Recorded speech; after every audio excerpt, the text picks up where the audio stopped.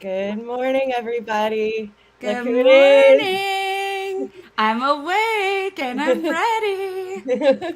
All right, well then let's get this show on the road, girl. We Let's do definitely it. have some of the greatest fans, and it doesn't go unrecognized.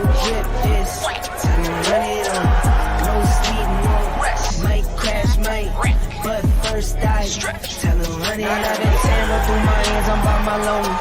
Turned to a savage, now my baby wants to hold me. I love my fans, don't need no friends, I got my homies. Thought I could trust you, I find out you tried to zone me. I'm number one up on that court, I'm Nick McGrady. The first one in, the last one out, can't call me lazy. Put in my hours, send the invoice and they pay me. I need 6 rings like MJ and Tom Brady. I wake up, flex, Can you guys hear me now? I There can't. it is. Hey, there we go. My mom, by the way. Oh, hi, Mom. And I lost my mind. I'm like, yeah, baby, let's go, let's go. I like this. I like it. There we go. There we go. Man, things got weird Y'all gon' make me take that trip way out to Europe. I call up Nigeria. Oop, I don't want to give up everything, but Those everybody London knows. boys don't come to play, you should get worried. Yo, the team. First move, find yourself, they getting buried. Dance with the devil, used to love playing those games. Made some bad decisions that brought my mama pain. I made a promise to her, swore that I would change. I'm on the come up, bet I live up to my name. Good morning, guys. How you doing, Bridget? I am doing fantastic. What better way to start a day of football than with my twin and bestie, Bengals Whitney? Like this is perfect. And Hey, hello, Houday Can we Nation. cheers? Can we cheers? Well, we can if I remember that it's opposite. This, Yeah, we can do this. Yes. You'll I mean- see me like trying to fix like a flyaway on my hair, but I'm looking at the screen, so I'm always on the wrong side. No matter how many times I do this, I can't figure it out. Well, I just thank you for doing this. So, guys, like our sweet Tyler Meinerding is now an old married man, and I am here for it. Bridget and I were lucky enough to see a picture this morning. Did I get that loaded in here? I didn't. I'm going to show you guys before the end of the episode the very first ever Mr. and Mrs. Meinerding They picture. looked so happy and beautiful. It's coming, Oh. guys. I know. But first, before we gush on Tyler, we have a really special guest this morning that I want you guys to help us welcome. He is a PFF guru, so he is going to break it down for us. He's also apparently Ken Brew's best friend. I have it on good authority. The Ian Drum Hartitz. roll. Good morning, Ian. Morning, everyone. Appreciate you having me on. And yeah, let's go. Battle of Ohio. As someone that's lived here my whole life, stuck up for it against all those New York and Chicago friends. It's gonna get the Reese Cups Bowl going, as you called it. Yes. I mean, seriously, I'm just going to be thinking about Reese Cups the whole game. It's that time of year. Anyone see that Dan Orlovsky posted? I think it was Dan that like Reese's were like the most overrated candy and not good and all of, I mean, Dan Orlovsky like eats plain boiled chicken for lunch, so I don't trust his judgment. But who hates on a Reese's? Isn't that the thing about like sticking to football too? It's not that you have to stick to football, but like if you're not going to stick to football, at least don't have dumbass opinions like that. Right? Exactly. That's all it is. Peanut butter and chocolate is one of the greatest uncompromising marriages of all time. Absolutely. I mean, it's the most legendary couple there is. Don't worry. That's what I'm having for breakfast later this morning before I get off here. I think it was actually Mike Clay. He had his top 5 like Halloween candies, and there was no chocolate in there, which we can talk about. We probably need a top 5 of no chocolate and then a top 5 including chocolate. So maybe it was just too tough of a question he was asking himself. You can't do that. Yeah, I'm here for the sweet and sour stuff too, and it never gets any love at Halloween. Like, come on. But I'm going to give a shout out to the caramel apple sucker because that is Joe Burrow's game day tradition. Remember, he has the caramel apple suckers on game day. Oh man. And it doesn't like get in his teeth. Have you ever had it and the caramel is like in your teeth and then like 2 of your back teeth stick together for a second? Yeah. That's a bold game day snack. I have no molars in my mouth because of caramel apple suckers and Jolly Ranchers. This is all, there's no teeth back here. Just kidding. There is. But No, it's a good point though, because what if he gets the caramel none. suck? You gotta throw a mouthpiece in the rest of the game. You're supposed to communicate at the line of scrimmage. Like, hey, that could cause some problems there. Hostile environment. The guy can't even get the play call out. Let's not start a controversy this early in the morning. I do think we need a stat, though, about players' performance based on their game day or pre-game treat. Who was it? It wasn't a Bengal. There was somebody that was like, I just drink like pop and eat Skittles, or like somebody had a really crazy thing. I know Marshawn Lynch Yes. had a Skittle obsession. Oh, yeah. And like he just would be eating, and I'm like, is that good? Is that good for you? I mean, you're playing okay, so maybe it is. Marshawn even said he takes some Hennessy before the games. Like he was on his Josh Gordon with that. But you know what? When you're about to run into a freaking car crash every time, maybe a couple extra shots helps that confidence. I don't know.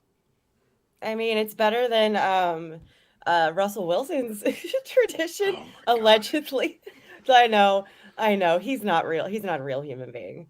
He has been doing this for like a decade too. Like there was this story in like 2015 where his book or something was talking about this miracle water that had like been healing his concussion. It's always been right there for us to see just how quirky this guy can be. It's only when the team's actually not performing good for once that we really start to have a problem with it all. But we'll see. We got Russ playing in the London game, 20 minutes. Any of you out there got your fantasy lineups, make sure you get those set before 9:30 because we're just throwing this bone to London every other week, it seems like. So yeah, Broncos, Jaguars should be a good one. I cannot wait to see, guys, the amount of Blake Bortles jerseys in the crowd. They have been to London so many times over the years. It might as well if we're gonna move a team to London, just move the Jaguars. That's already where half their fan Listen, I'm in favor of that. Florida has way too many teams anyways. Like, let's boot one. Yeah. Come on. Florida has a lot of. But doesn't Jacksonville have one of the more fun stadiums, like the pool and the dog park and? Ooh, I'm down for that. It's also I have to check it out. I just had some friends move to Jacksonville from Cincinnati, so kudos to them for finding some better weather. But apparently, it's only like 30 minutes from the ocean, so I don't know. Maybe Jacksonville has more going for it than I'm giving credit. Maybe, whatever. I'm still happy to lose them, and we will be talking about that game later. It's one of the 5 that we're going to pick today, Ian. So just heads up, you segued for us really well there. But let's first, what do you guys think? Let me see here. You guys all have to bear with me in the chat, by the way, because I'm without Tyler. So I'm juggling all the StreamYard stuff. I'm gonna figure it out though. But let's go ahead and start talking about this Bengals Browns.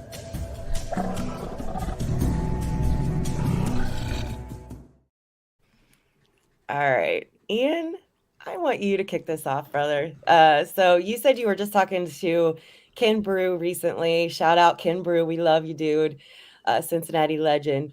Were you mostly talking about this game and the matchups?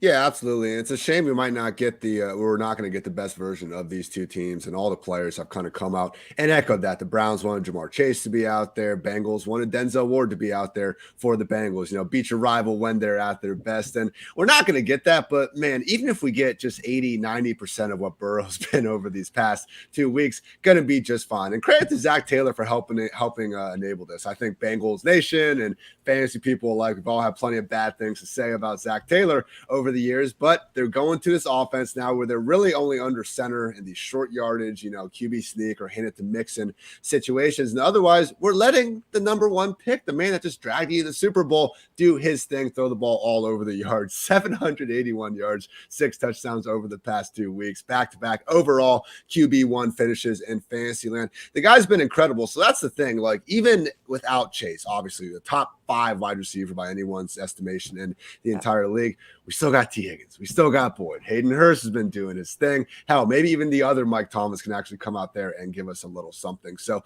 the question is, can they keep it going? Again, I think they can against this also not that great Browns secondary that is going to be banged up. This year, on passes thrown at least 20 yards downfield, the Browns secondary is bottom 8, yards per attempt, QB rating, explosive pass play rate. So I know that, again, with that right sideline pass from Burrow to Chase, that just It's their bread and butter, and losing that is going to hurt. But again, not that long ago, we saw Higgins busting off for over 100 plus with Xavier Howard right in his primary coverage. So I do think that deep ball against the secondary that, hell, even Newsome and Greedy Williams were on the injury report this week. I don't think this is the sort of matchup to really expose the Bengals without Jamar Chase. Okay, so I love all that. Do you really feel that way? So here's I think two primary concerns. Bridget, you can tell me if you think I'm wrong. The two concerns I'm seeing right now in Bengals Nation. Now we know we have one of the most talented wide receiver cores as a whole. Chase, even without Chase. Yes. Yeah. By the way, We're twins. yes. Yes. The Migos. Shout out to New Stripe City. Yes, New Stripe City, badass shirts, man. But even without Chase, we know we have one of the most talented wide receiver cores. And like you said, shout out to Hurst. He has been like him and Burrow have had instant chemistry, I think. I think that's been helpful for us. But it completely changes coverages, right? With Chase not out there. And so do you think that like they're going to have like a really easy time like taking T away if that's all they're really concentrating on, and then they just have to worry about the slot like over the middle passes? Or how do you think this goes?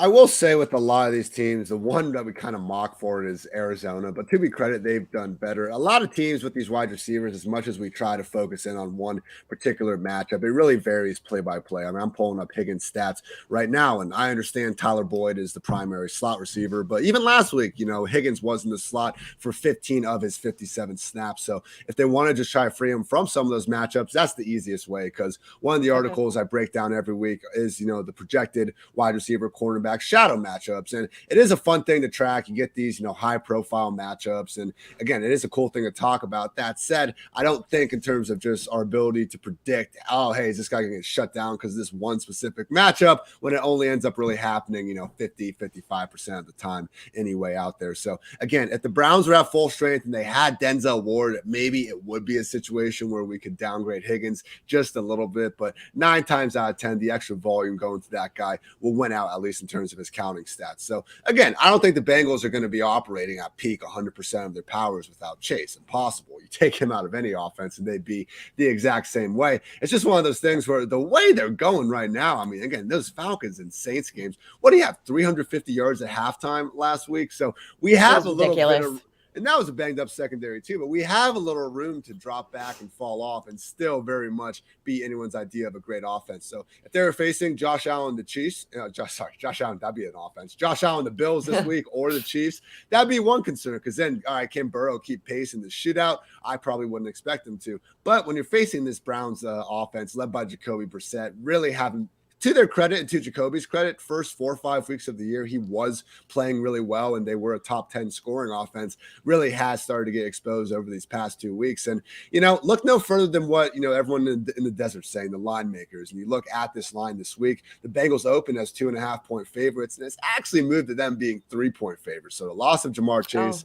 has had no impact on the point spread. That's not a fault of Jamar Chase. Non-quarterbacks almost never move these point spreads. And again, I think considering this matchup, it's just for this specific game. I hate to be the person that's like Jamar Chase. Doesn't matter, because he matters so much for their overall goals and their overall ceiling. I just think they can get it done without him. And do you agree with this comment? Sorry, Bridget, and then I'll let you ask. Higgins and Boyd both over 100 yards today. Yes or no? Could be. I'm gonna go with no, just because that's an awfully gaudy projection. I think one of them will at least, and it's a good point on Boyd. When you look at, I think he's had 13 games now where Burrow's been under center, Higgins was out, or it was Burrow's rookie year where Chase wasn't in the picture yet. And Boyd's averaged, I think, 6 catches, 69 yards, and like 0.4 touchdowns per game in those instances. So that is the thing here where I don't, again, much love to Mike Thomas. Guys, my favorite Bengals player over the years has been Auden Tate, and it pisses me off that he's not going to get like this opportunity out there. But even if he was out there, I wouldn't expect Burrow to necessarily throw more to the complimentary guys. I just think we're going to see a lot more of Higgins and Boyd. Yeah. Well, I was gonna go say, ahead. Oh, Go no. ahead. Keep going. Go ahead, Bridge. Go ahead, Bridge. No, I just had like a point of love for the Bengals. Like what you said, Ian, Chase out, huge, makes us all sad. We all went through mourning. But I think what is so special about this team is the ability to sort of take out one and the amoeba changes some and reforms. And I think we're really lucky with where we are right now with so many guys in good contracts. I don't know, 3 years from now, we're going to have to rethink the caliber of talent, but we've got so many young, good dudes that it doesn't worry me in the way it maybe should, or it just doesn't worry me. So, well, that is the thing with that cap space. You know, every offseason, like, oh, salary cap doesn't exist. It doesn't matter. If Higgins goes out there over this next month and just time and time, 100 plus in the touchdown, he really, because again, I think Bengals fans and, you know, especially anyone that plays fantasy, we're all well aware of how freaking damn good T. Higgins is. But if he goes out there and just really shows what he can do and being that true wide receiver one, I mean, all due respect to Christian Kirk, but we saw some of the money getting thrown at these wide receivers in free agency. And Higgins, still only 22 years old, like he could be in line for a payday not that far away from Jamar Chase here in a couple of years. Then that's all of a sudden going to be a problem to keep him in town. So always want these guys to get paid. But yeah, that price book's going to be up there here in a second for Cincy. Yeah. So Kayla's question here, interested in your thoughts. Do you think we might see more Chris Evans receptions? We still have so many weapons. Excited to see how he overcomes. So Chris Evans, what do you think about that? The most annoying football player in the league to try to find information about, because you Twitter search him and all of a sudden the actor's popping up everywhere. So I hope so. This has been something we've been really kind of hoping for all season, because last year from the preseason to he had that Lions game where he had the 6 sluggo lined up out wide. Like he's made plays with his opportunities. He's this 3-down back actually that has a little bit of size to him for a player that can move that well in space. So they're still giving him the kick returns, but just nothing on offense. It's annoying. Like the one thing, you know, I've complimented Zach Taylor a couple minutes ago, but this was supposed to be like a wide open running back competition in training camp, and it's just gone all the way back to Samaje Perine, who is fine, but I just don't think he doesn't have the same sort of burst and ceiling as Chris Evans. So while it'd be nice to see him out there more, I mean, look, this season, the entire season, Chris Evans has played 9 offensive snaps. So maybe we get a couple more reps out there, but the running back in the slot thing, you know, the Packers have really tried that a lot. You know, we call it the pony personnel, the 2 running backs on the field at the same time. They've tried it with Aaron Jones and A.J. Dillon. The Cowboys a little bit as well with Zeke and Pollard. But more than anything, it's a talking point we bring up every single offseason that ends up not coming to fruition nearly as often as we're kind of thinking. So as talented as Chris Evans is as a receiver, he's still a running back. And guys like Mike Thomas, like Stanley Morgan, if he's going to be out there, even the Daz, you know, whoever the hell they just tried out yesterday, not Auden Tate, unfortunately. All those guys are going to be better at running routes than Chris Evans. So hope so, but doubt it. Yeah. So what about this? This is Meg, our friend Meg. Hi, Meg. Do you think the running game volume will increase since Jamar is out? So how do you feel about that? It certainly could. I hope not. I mean, we kind of saw this offense in the first 5-6 weeks of the year, what it looked like when they were trying to run the ball all the time. And it was Joe Mixon getting a lot of questions. Is he washed? Why is he the most inefficient running back in football? But hey, to be fair, this offensive line has started to come together, and it makes sense. It takes a little bit of time for 4 new starters or whatever it was to really gel and mesh here. So this would not be the week against Myles Garrett and company that I would be actively trying to, you know, establish things around the line of scrimmage all that much. But yeah, I wouldn't be shocked. I mean, you're not going to want Joe Burrow to be completely, you know, an empty all the time, just throwing the ball around quite as much. But again, let's just realize, you know, what's the best path to win for his offense? Having the ball in Joe Burrow's hands as much as possible, or turning around and handing it to Joe Mixon. I would certainly lean more towards the former than the latter whenever possible. So a little bit, especially, you know, I'm looking at their schedule right now. These next 3 weeks, they're in Cleveland, they're facing the Panthers, and then they're in Pittsburgh. I mean, look, they're 3-point favorites today. Next week, they could be a touchdown plus, and similar when they're facing Kenny Pickett or whoever in week 11 after their bye. So by virtue of these games, potentially the Bengals being able to get up and stuff, okay, then they might end up running the ball more. But I would hope it's not going to be like a conscious game plan decision, because I still think their easiest path is scoring a bunch of points, letting Burrow do his thing. Yeah.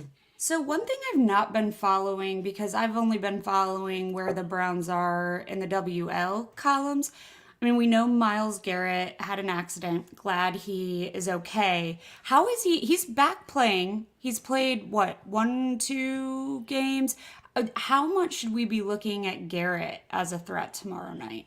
The guy's still been on the injury report, like they're just not practicing on Wednesday, getting some rest, and he hasn't been really at risk of missing these games. But clearly, he's still been hampered a little bit, and I think accordingly, in that and Denzel Ward missing time with his concussion as well. So we haven't seen this Browns defense really reach, I think, their overall potential here so far this year, because they really do have a great secondary. And when you have Miles there, I mean, I think you could argue you have Micah Parsons, Aaron Donald, not in that order, Donald and Parsons, but then we could argue Myles Garrett is right there behind those guys. So overall on the year, the Browns still are the 7th ranked defense in total pressure rate. They've done a good job getting after the passer. But when you just look at their overall defensive performance, things aren't quite as smooth. Passer rating's a stat that we kind of mock for quarterbacks, and it can be mocked for quarterbacks because it's a lot more, wide receivers, offensive line. The whole offense has to do with the passer rating. You can also look at that on the defensive side of things and what kind of passer rating you allow. And this year, the Browns are just 22nd. Shout out to Houday Bengals. They are 7th, narrowly behind the Cowboys. So it's a Browns defense and a Browns team, honestly, where if you look at them on paper, and if we would have had Deshaun Watson from week 1, I would have called them the favorites, even ahead of the Bengals, just in terms of their total roster. But you take away that blue chip quarterback and you put in, again, a good backup, but a backup nonetheless. And that's why we've seen, more so below average results, despite most of the roster being in a good spot. Wait, can I ask one more question about that? Yeah, go for So it. the Falcons, I think, only blitzed Burrow twice, and that created a pretty clean pocket, lots of room, and more time than usual to get the ball down the field to a lot of great weapons. Given the film that the Browns will now have been watching from that game, and the relatively decent defense, how do you think the Bengals prepare for that, or what kind of defense do you think we're going to see tomorrow night? Looking at it right now, Browns are the 12th most blitz-happy team in the NFL. Falcons coming at 21st. So just the way they usually play, I would expect the Browns to blitz a little bit more. But Burrow's been one of those quarterbacks where, again, just his ability to just process things so quickly, blitzing him has been, I think, more problematic than not. What the Bills have really done such a great job of this year, and they are dead last in the league in blitz rate, is they're able to not blitz and still manage to get pressure on the quarterback. So, yeah, when you have Von Miller, that's a lot easier to do. But that also can be said for guys like Myles Garrett. So I think more and more, the growing evolution of football this year, why we haven't seen as many points as we're used to, is that teams are more and more willing to sit back in these too high looks, not send a lot of blitzes, but try to force offenses to make 8 or 9 straight good, perfect plays, not take a step back. And because of that, you're forcing them to try to go down the field again and again and again without kind of shooting themselves in their own foot. So I think that's basically going to be the next evolution of this offense. Now, the problem with that is when you do find the rare team that can run you out of those looks, run the football well enough to force you to have to bring that safety down in the box, that's when you can actually have a problem. So I don't know that the Bengals are actually equipped to do that. The Browns definitely are with Nick Chubb and company out there. So I would say that is the Browns' path to actually winning on the other side of the ball. It's keeping Burrow and those guys off the field, quote unquote. I don't want to be the boomer here, but, actually in the Browns' case, establishing that run, shortening the game for them, because when you are facing a team this much better than you, in my opinion, with higher scoring upside, you want to have as few plays as possible, try to help increase your, volatility and randomness potential to win the game. So I will be taking, the Bengals even with the point spread here. But every once in a while we see those games where every time Nick Chubb touches the ball, it seems like the dude's taking it to the house. So if he is going to have one of those weeks where he's the best player on the field, that's where things get very interesting. Yeah, I was impressed the last couple of weeks. We were all very concerned with DJ Reader out, but I think we've done decently well against the run. And so And I think it's pretty obvious what we have to focus on as a defense today. So I don't know. I think we'll be ready. I think Chubb's still going to eat because Chubb's just really good. I mean, I can be a homer and still admit that that's a really damn good NFL player. But I think we're ready. Yeah, I would say one interesting thing about the Bengals run D, I think we gotta give a lot of credit to the kind of even like the linebackers and safeties, Jesse Bates and Von Bell and those guys being able to come up from the back end. Because if you just look at the rushing yards before contact, they haven't been very good. They're actually the third worst defense in the league. Only Patriots and Giants have been worse, but those aren't necessarily bad defenses either. This is a top 10 rush defense in terms of getting the guy down after contact. So yeah, they might have a little bit of a hole there. And to your point, not having DJ Reader there for stretches hasn't helped with that. But credit to those, the linebackers and the safeties and stuff for getting those guys down once they actually do get going a little bit. I felt like last week we did that really well. I mean, I know I was worried about, Falcons rush coming in third best in the league, and our second, and I don't even know, some of the third line guys got in. But I was listening to the show that Mike Hilton and Von Bell do in Cincinnati every Wednesday, and Mike Hilton was like, Nick Chubb is just a hard dude to tackle. He's shorter, he's really solid. He's like that low center of gravity, and just sort of like beefiness makes him hard to get on the ground. But I think listening to Von and Mike, I'm like, ooh, I think they're also ready to just make sure he doesn't have himself a day. Yeah. I want to say thanks to everybody, by the way, in the comments. You guys are asking some bomb questions. Let's roll through a couple of these really quick before we do our official game prediction and get on to our other game predictions. But Eric, hey, good morning, Eric. Do you think we'll see less too high looks without Chase on the field? And honestly, I just pulled this up now. So in terms of cover 2, quarters, and cover 6, which are different, but they consist of at least 2 guys being back there, Bengals have actually faced the most looks of too high coverage of any offense in the league this season. So definitely thinking it's going to be lower. I mean, it's just, you can't watch a Bengals game without, like, Burrow's just, I feel like that's the first read he makes on every single play. It's like, do I have Chase man on man with no safety help? Like, we are throwing that go ball. And why wouldn't you, with how well it is going every single time? So, that Falcons touchdown he had down the sideline literally last week, like, as someone with Jamar Chase on way too many of my fantasy teams, I was like, all right, that safety's close enough. No way Burrow's actually going to try to pull this off. Oh, no, he didn't. It worked for a touchdown. So I do think it'll be less, and we're going to see that single, safety probably shading more over towards T. Higgins. So that is where it's going to be important for guys like Tyler Boyd, like Hayden Hurst, to try to take away some of that and hopefully force the Browns to get back into more of the too high looks. But honestly, like, that is where Boyd excels. I think he's a really shifty, tough guy to lock up in man-to-man coverage in the underneath and intermediate areas of the field. So we have seen some offenses like Dallas, for example. If they lost CeeDee Lamb, I don't know what the hell they would do, because I don't trust one of their backup wide receivers the same way. But Tyler Boyd over these, I mean, truly like one of the top number 3 wide receivers in the entire NFL. So 100%. Again, sucks to lose Chase. But even if we didn't have him here, like throughout the entire year, I still think we'd be looking at the Bengals as, an average, maybe even above average wide receiver room. Yeah. And you know what? There's a couple silver linings to Chase being out. Like, nobody wants Chase out. But since that's the cards we've been dealt, there's a couple things I think in my mind that you can look towards. So like Eric's comment about, Chase, as far as like Burrow not being accused of being as good as he is because of Chase, which I don't think many people are saying, Eric, I'm going to be honest. But I mean, it's valid. But also, honestly, I don't think it hurts for us to figure out how to win without him before the stretch. So, like, at the end of our schedule is really tough, And we plan on being in the playoffs this year. So I feel like let's go ahead and strengthen that core, like strengthen our depth, get used to winning in slightly different ways, like a slightly modified game plan maybe, and then have a fresh Chase come back right when the going gets really tough. I don't think could hurt, because I do believe there is a lot to be said about, obviously, when you start getting into the later portion of the season, healthiest teams start winning. You can have these teams that were on a roll and they got hot early, but if half their team's out or pivotal guys are out, it's tough when you start getting into close to the postseason. So I'm kind of hoping our guys are fresh, Reader's fresh, Chase is fresh right when we need them most. So, I mean, maybe a little silver lining.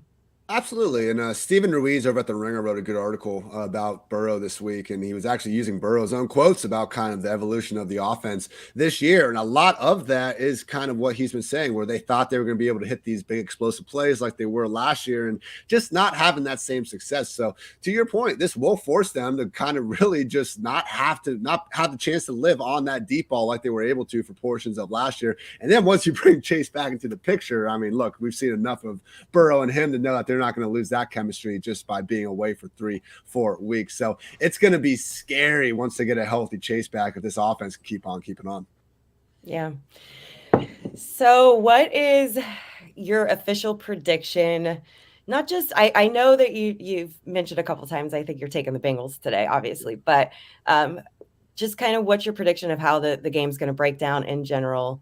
And yeah, give us your Bengals Browns. I'm going to go a little uglier. You know, it is a classic AFC North clash we got going on here. So I'm going to go with the Bengals 20, Browns 10. I think you take away one low-key thing that's not going well in Cleveland is they lost David Njoku, who's been a real nice security blanket for Jacoby Brissett. And you look at, PFF receiving grade, yards per route run, yards per reception, whatever, tight end stat you fancy. Njoku really is only behind Travis Kelce and Mark Andrews in the heavy majority of those statistics. So Amari Cooper is still very good this year, but you know what? We got Cheeto Awuzie out there. I think he's going to give him a lot of trouble. So it's not going to be the easiest game for Cooper. And beyond that, I just think, again, you take away Njoku, all due respect to his backup, Harrison Bryant, Donovan Peoples-Jones. But unlike the Bengals, I don't think the Browns have the same sort of pass-catching depth out there. So allows, the Bengals to put all their attention on Cooper and then just the run game. And after that, I'm just not really a big believer of Jacoby Brissett being able to get the job done there. So slight, step back from the Bengals offense. Again, I do think the Browns are a pretty complete football team, but this is more so a week where I don't think they're going to need to be on their A game. I don't see Jacoby and company keeping up. So give me the Bengals 20-10. I like it. What about you, Bridget? All right. So preface it, Bengals win. I think Burrow is hungry for a win over the Browns. I think we've done okay in primetime. I think we do better in primetime at home than we do away. But I think they're going to be hungry for a win. I think it is going to be a little tougher. The offense is going to start a little slow without Chase as people just figure out the right routes, as people figure out the coverage. I think Evan McPherson is going to have to go out there and make some kicks.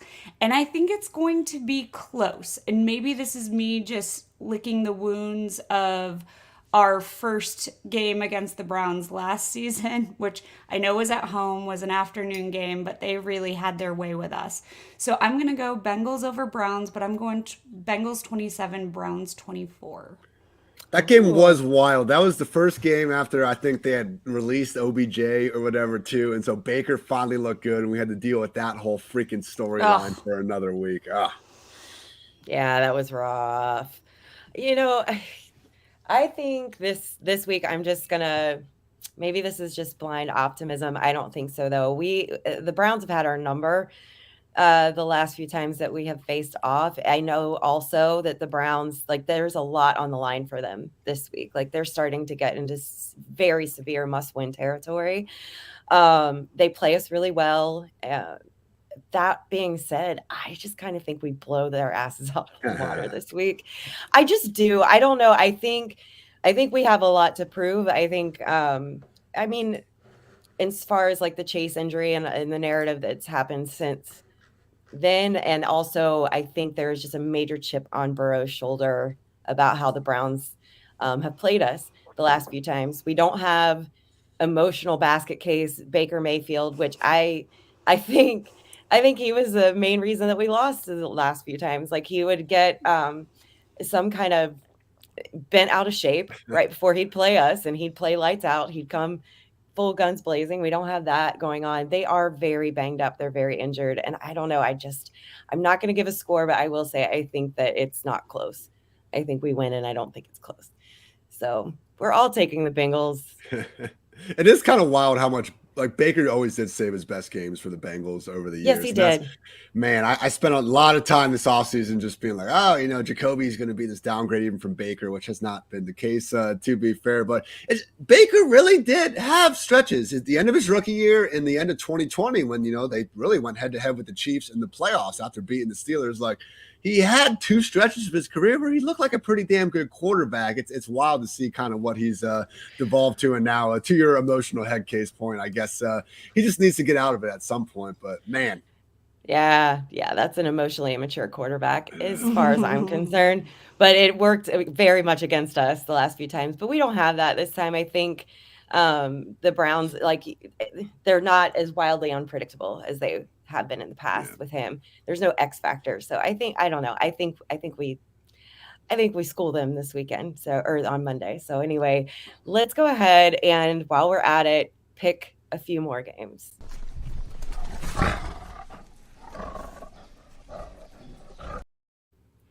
Okay, so let's see. The next one we always got to do the AFC North games, and we've already missed the Ravens game, unfortunately.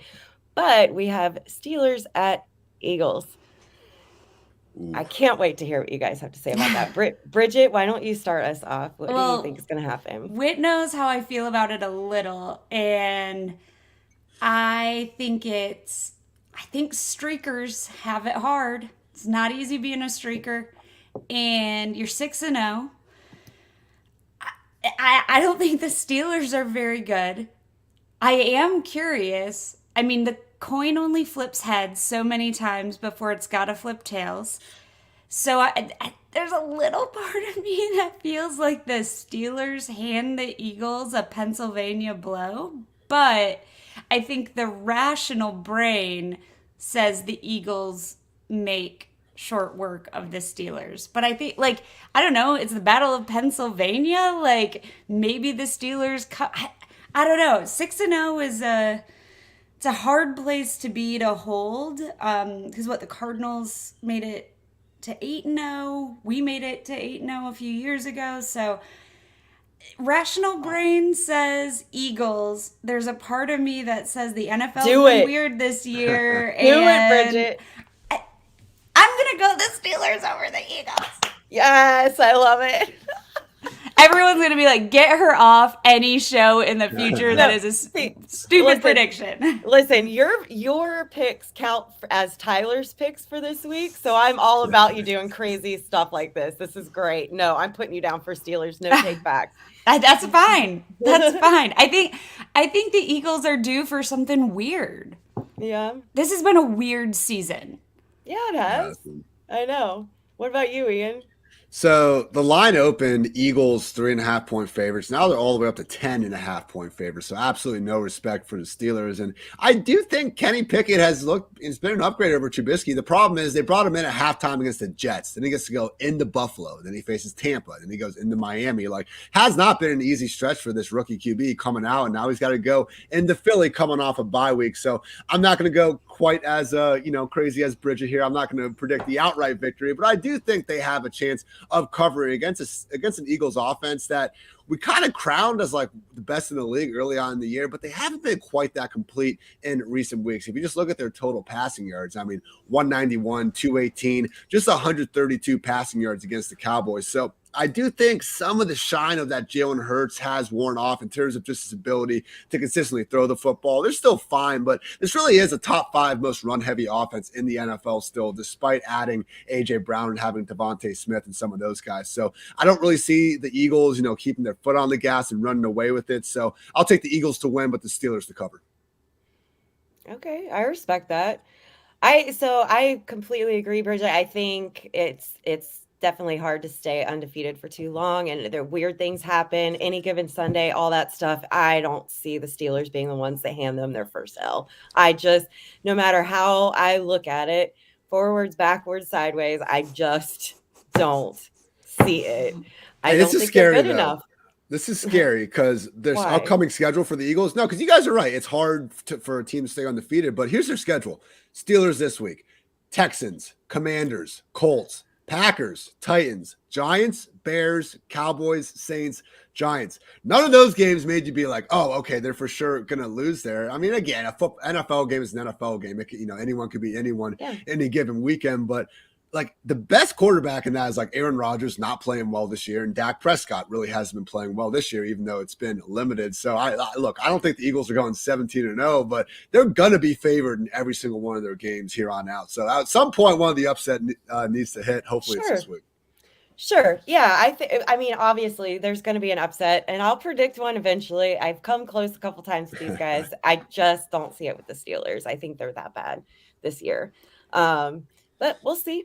I want that to be the reality. I want to make sure everyone knows my picks are not based on preference. We know, girl. We know. We got you. So as far as let's talk about California. Let's go to California for a little bit. 49ers. Yes, and sing that, please. Nobody wants any more of that. OC throwback. I was 49ers a Seth Cohen Rams. girl. Was you? Me too. I loved it. I knew. Yeah, I did too. So 49ers at Rams. Ian, what do you think, buddy? Probably leaning the 49ers here. The Rams haven't really looked good for any portion of this football season yet. And as much as we want to say, oh, coming off the bye, they'll get everything figured out. I hope so, because right now they're a bottom 5 scoring offense. And Aaron Donald and Jalen Ramsey can't only do so much out there. So credit to the Rams for beating this team when it mattered last year, in the NFC Championship. But the 2 previous matchups, I think, showed that the 49ers can cause a lot of problems for this team week in and week out. So Jimmy Garoppolo is always going to have, his detractors and all that, but he really does give them a nice floor on offense. So not having Deebo Samuel isn't great, but you know what? We still got Ayuk, Kittle, McCaffrey out there. I do think San Francisco definitely at this point, healthy Nick Bosa, Fred Warner, I think they're playing more complete defense, and I think they have the higher floor on offense. So Matthew Stafford, if he starts playing like the boomer bust guy we kind of saw last year, we can live with that, but this year it's more or less been bust or bust, not having too much going on. They are getting Van Jefferson back. Might not sound like much, but this guy did have 800 yards and 6 touchdowns last year, so they need something to change in this passing game. It can't just be all Cooper Kupp. I'll take the 49ers in an ugly game. We'll go with like 17-14. Oh yeah. Yeah. I dig that. That's actually exactly how I think it's going to unfold, but talk about a Super Bowl hangover. I think our friends, the Rams, probably are really embodying that right now. And also, shocking news, everyone. Shocking news. Russell Wilson just threw another pick. What? That doesn't happen. Who could have seen that coming? All those high knees in the plane just. It's all that extra waist around his middle. It's weighing him down. He's so dangerous. Oh, yeah, dangerously dorky. Mr. Limited. Yeah. So I'm taking the 49ers. I'm going to keep it really simple. What about you, Bridget? I'm taking the Niners. I have only been doing Bengals content for about a year, but if you have known me for many more years, you will know, because Lions are my second team. I have never thought Matthew Stafford was very elite. You can argue with me because he now has a ring, but I think the Rams won in spite of Matthew Stafford last year. He's not bad. He's not bad. I don't think he's great. So I think you're going to see a couple Stafford picks. You may see a Stafford fumble. I think the Niners are coming in hot off that NFC Championship loss last year. I think this is their kind of, we got to show us who we are. So the Adonis Jimmy Garoppolo is going to show out and use his weapons. He may not have a lot of passing yards, but I think he's going to play smart. I'm going Niners over Rams. I would maybe say not as tight. I think the Rams are just showing us who they really are, as opposed to who they got lucky to be last season. That's not hate. Even if they would have played in the Super Bowl against a team that's not my dear love, I'd be saying the same thing. Yeah. All right. I respect it. I kind of feel the same way, by the way. We got Broncos at Jaguars.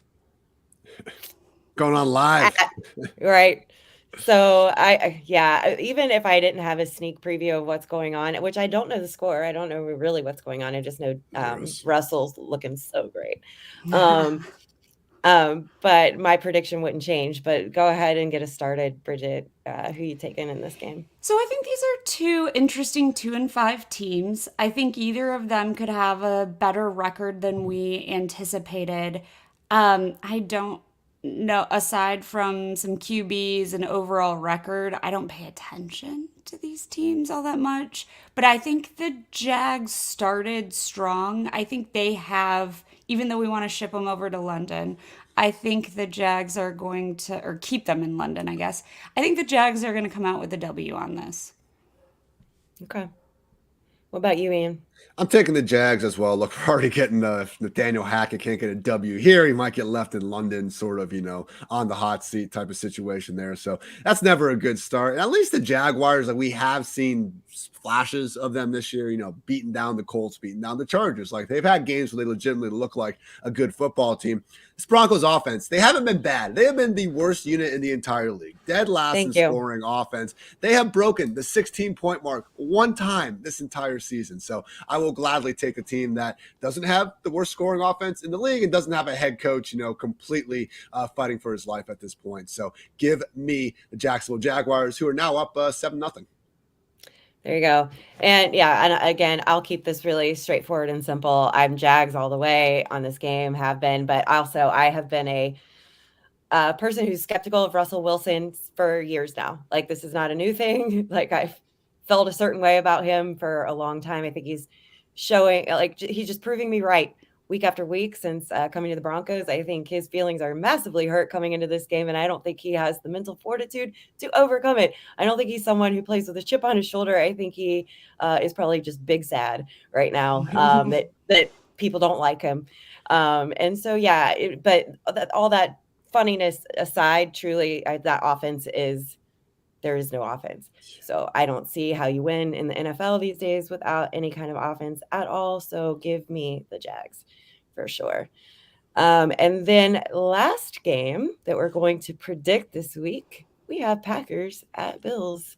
Ian, take it away.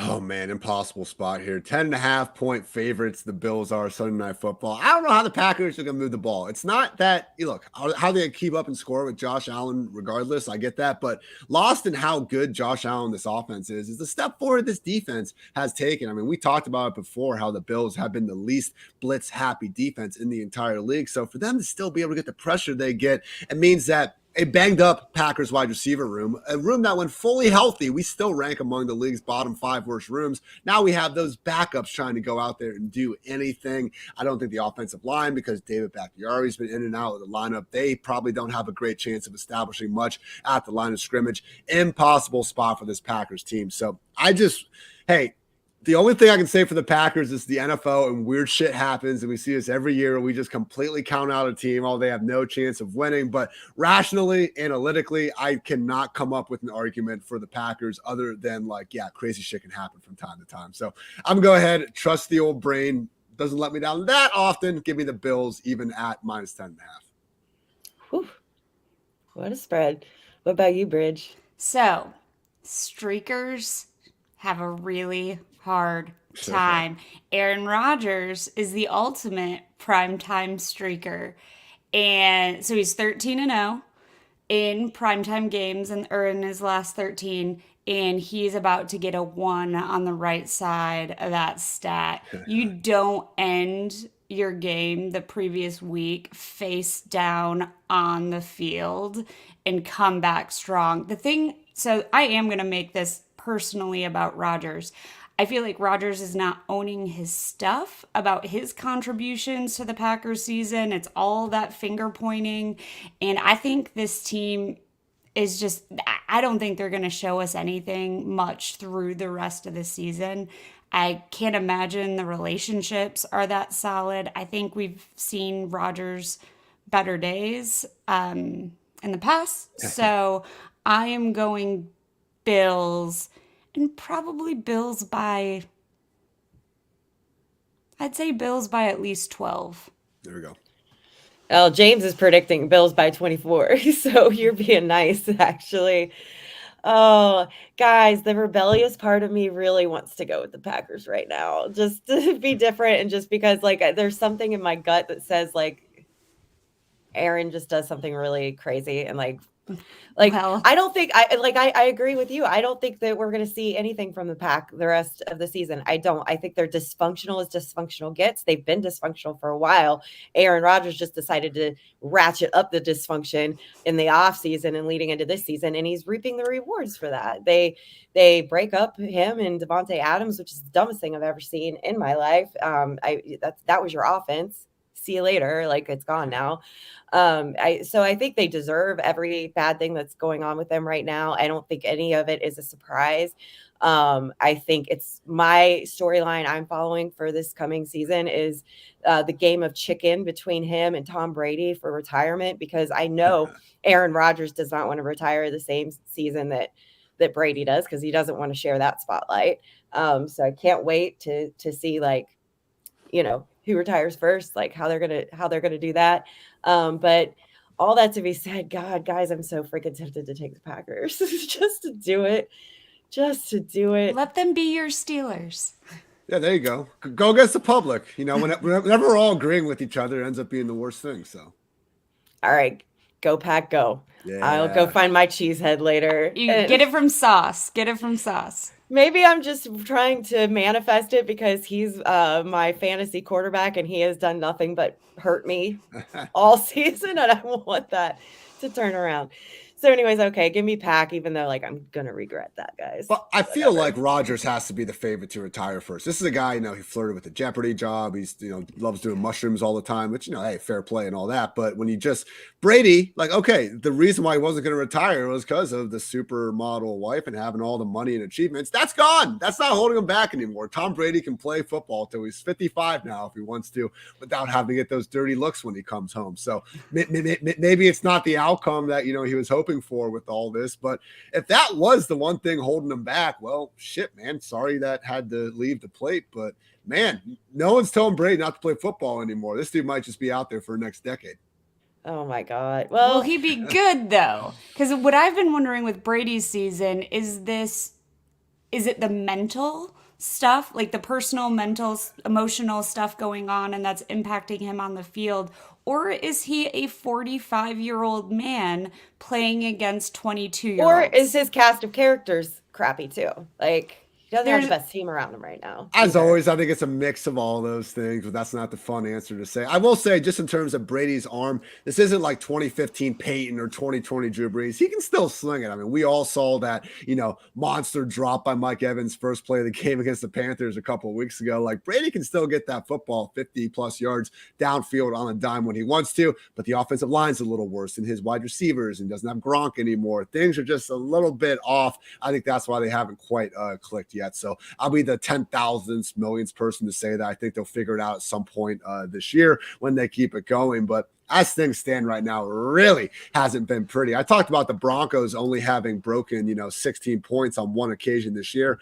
I want to say the Buccaneers have only gotten past, it's either 21 or 23 points. They've only cleared that mark one time as well. So just not the Brady offense we're used to so far, but I think he'll be out there plenty. Yeah, okay, they've cleared 22 points one time this year. Tom Brady, madness. Yeah, it is madness. And it is a little sad. Could not be a worse nightmare for him for a potential like last season in the NFL. Like, you don't want this to happen. This is like your worst nightmare. Him and Rodgers, like, really, it's like my question is do they come back another season to try to redeem themselves, to have at least a little bit better of a season to go out on? Because I don't think either of those guys want to go out like this. This is awful. But then they also have the dynamic of I don't think this is coming from Brady, but from a Rodgers standpoint, and just looking at his character and how he composes himself, I don't think he could stomach retiring the same year as Brady and sharing that spotlight during retirement year, Hall of Fame induction. I don't think he wants to be handcuffed to that. So it's like, who retires first? Do they both come back? Do they come back for a few years? Like, I don't know. They're both spoiling like milk though right now. So we'll see. Bridget, we are running a little bit behind on time. So do you have any last burning questions for Ian before we let him go for the morning? I don't think so. I told Whit and Ian beforehand I had a bunch of stats questions, but those would be really nerdy, and bring them back another time, and I'll I'll ask them all in the chat. Sounds good. All right, Ian, thank you so much for coming and hanging out with us and giving us some really, really great numbers, some really great info. Go Bengals, right? Who day? Go Bengals. Who day? As a Cincy native, no less. So appreciate you guys. Who day? Have a good one. Oh, tell us where we can find you real quick, Ian, before you say bye. Yeah, Twitter at Ian Hartitz, the PFF Fantasy Football Podcast. I do a Sunday night game-by-game review with my guy Dwayne McFarland on Tuesday afternoons. We did a waiver wire. I preview every NFC, AFC team with Kevin Cole on Wednesdays and then come back with an injury breakdown on Fridays. So always like to think, if we have people out there that are just trying to trust us for all their fantasy needs, we give you everything you need to know with that. So check out that pod. Good time. At the end of the day, we are just on a rock floating around the sun. So I'm not trying to take things too seriously over here. It's football. It should be fun to talk about. So again, appreciate you guys having me on, and we'll get back to enjoying this London game. All right. Thanks, Ian. Who day? Who day? All right. That was awesome. I feel like I went to football school, like in a good way. I was like, should I be taking notes? Yeah, I know. And I'm gonna I could sit and talk to someone like that for a good 2 hours uninterrupted, no problem. Like just digging in. I know. Well, it was and hard to we say all goodbye. have our like lines of questioning or lines of inquiry, right? Like I could say, now I want someone though to do like a 2-minute Rogers Brady like cartoon, like an animated thing on the game of chicken, and like what are all the things behind it? What are they dodging? What are like, if anyone out there is listening, do it. I think it would be incredible. Yeah, I mean, it's ripe for the picking. There's so much content gold going on there. But guys, I again just want to thank, hey, Matt Schultz finally showed up. Sleep in, buddy. But we have some fun stuff to get to, guys. We have the giveaway winner to announce here soon. We have them picked. So stay tuned for that. We also have some really great stuff from Meg. She has taken us back to school with the ASL. Here in a second, we have a cocktail to get to, which I have some comments on, Matt. By the way, I have some feedback, some constructive feedback with the cocktail this morning. But what do you say? Do you want to start drinking first? Like get the drink going? Here. Fill my cup.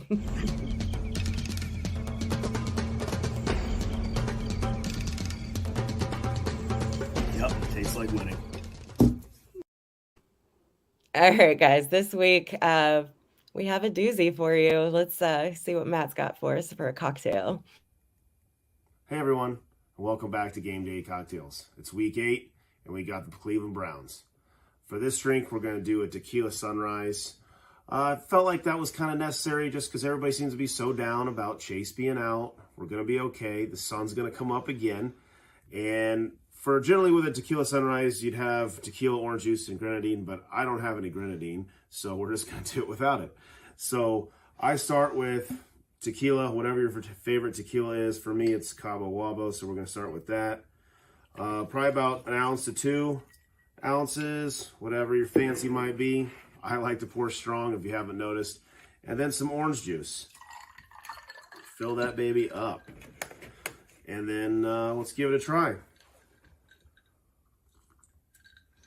Yep, tastes like winning. Who day? Really, Matt?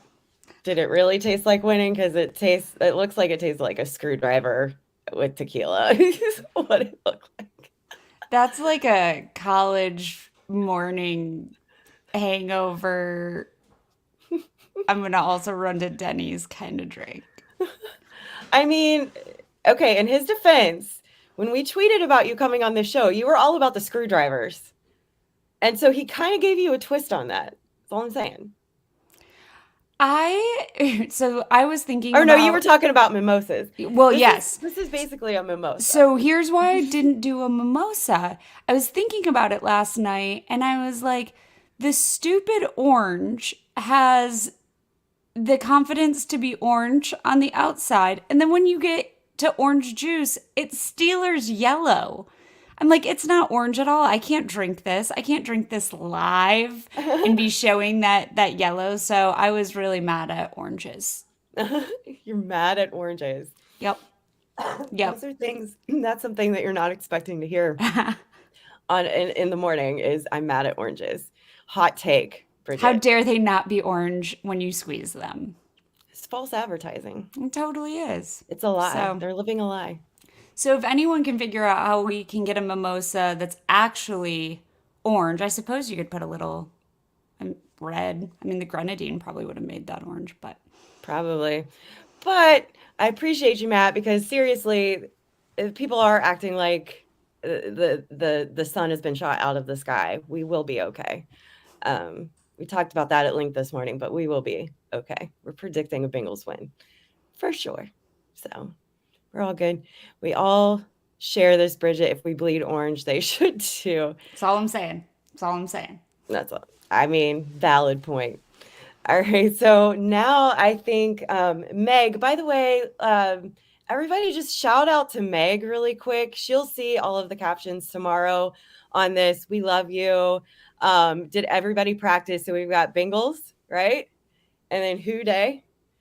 So that's what we got last week. I just adore Meg for doing this. I had an uncle growing up who was deaf and mute. And so like I learned a couple little things. I got some alphabet from him, which by the way, she's going to mention this on her segment today. Be practicing that alphabet. Like that's one of the best ways that you can communicate easily anything. It just takes longer to spell everything out, but it's extremely helpful. But I just so appreciate her taking some time every week to teach us a couple things. And I think you guys are going to really, really, really love what she put together this time. So yeah, let's hear Meg.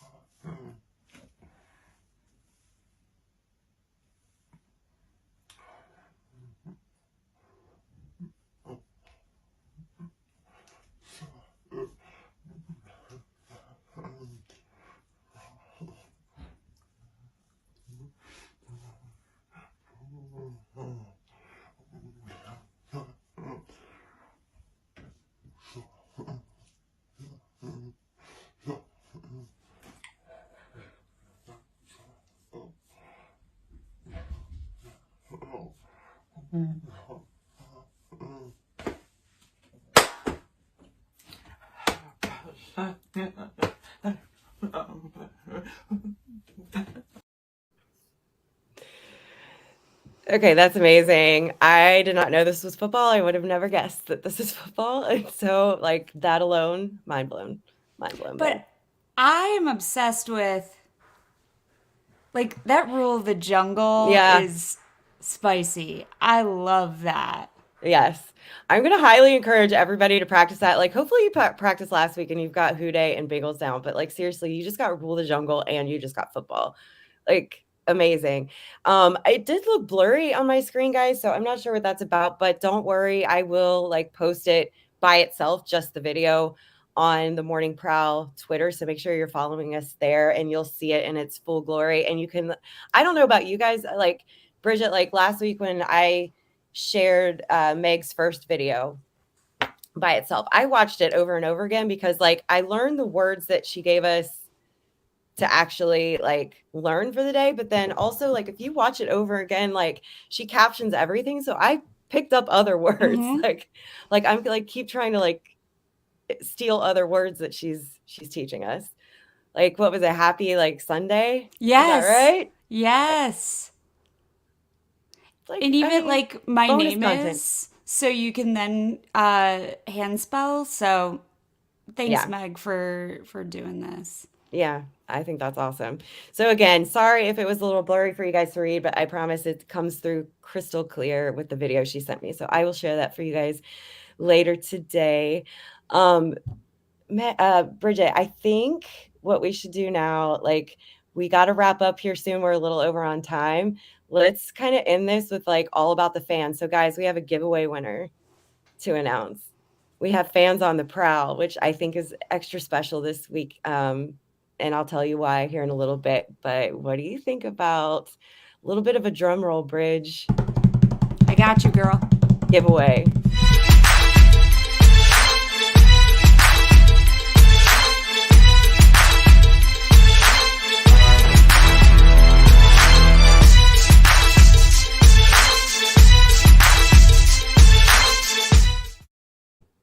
All right, guys, we got a winner. And I'm so excited. I can't stand it.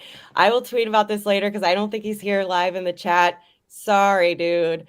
But we will blow you up on Twitter here a little bit later. So congratulations.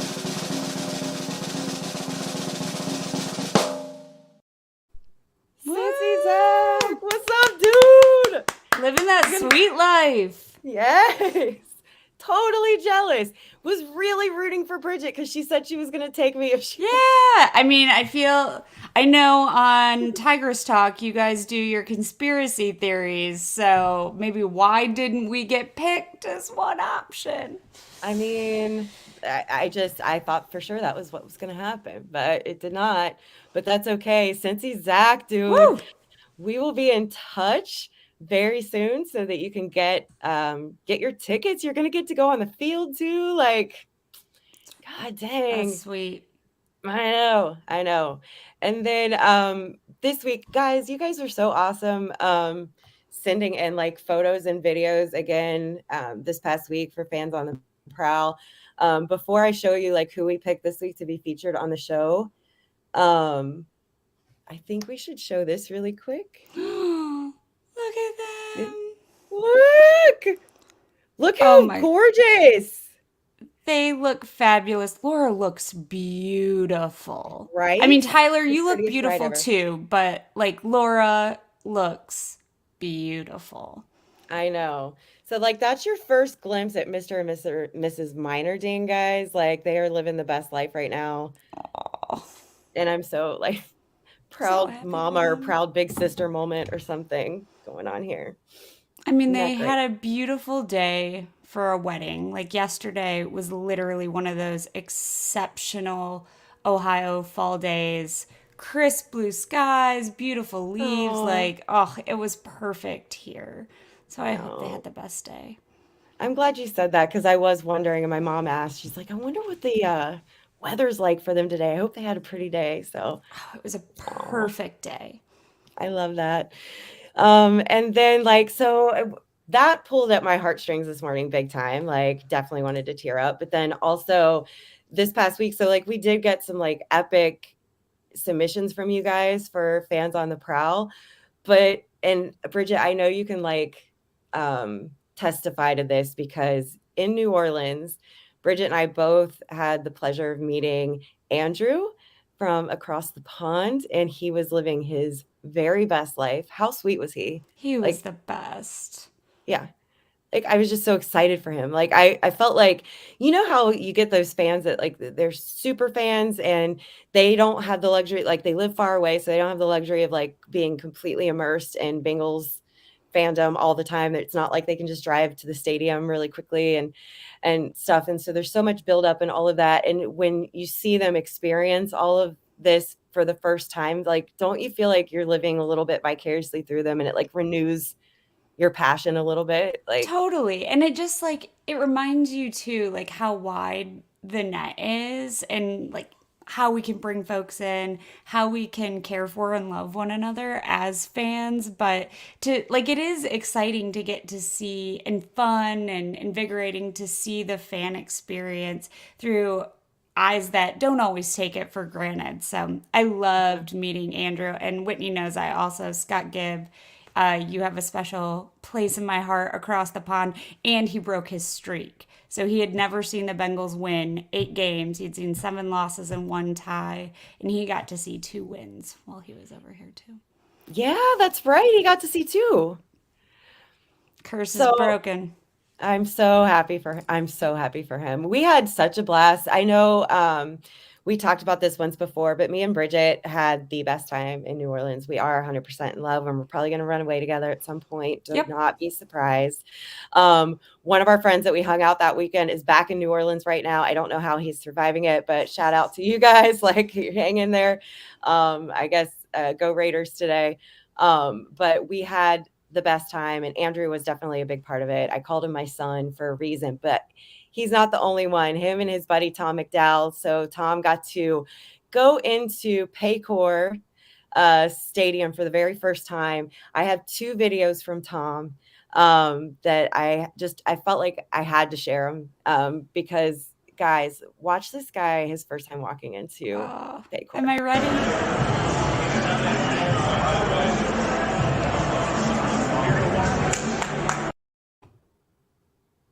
I've watched that on repeat. Oh, Like, for real. love I've watched that that. on repeat. Like, he's emotional. I can't stand it. And then this is him in the stadium, and I think every Bengals fan can kind of relate to this feeling. Hooray!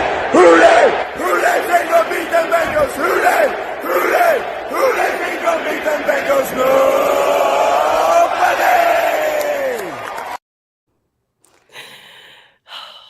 Bridget. And like the energy. So that like Tom's bringing it, but did you see all those people in the stands? Like, this has been an epic season to be actually at Paycor Stadium, to see the love that this team is getting from people, you know, who can quickly go to the stadium, to people who have to fly in, whether you're crossing the Atlantic or just, you know, crossing a couple state lines. But that is energy. I Yeah. love that. I know.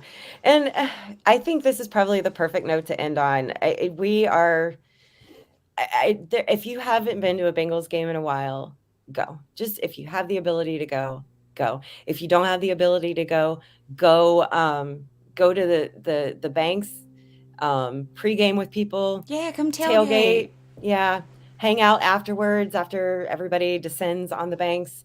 Afterwards, it just feels electric and it feels so joyful. Like it's just no bad vibes. It's all good vibes with everybody. Everybody's like, be a hugger, because everybody's hugging, everybody's high-fiving. Hugging and hoodaying. Yeah, it really is the best. And I kind of can't wait to get back to Cincinnati. It's going to have to happen, guys. Come. Yeah. All right, Bridge. Thank you so much for like this morning and saving me and stepping in for Tyler, who, like we said, is off living that married bliss life right now.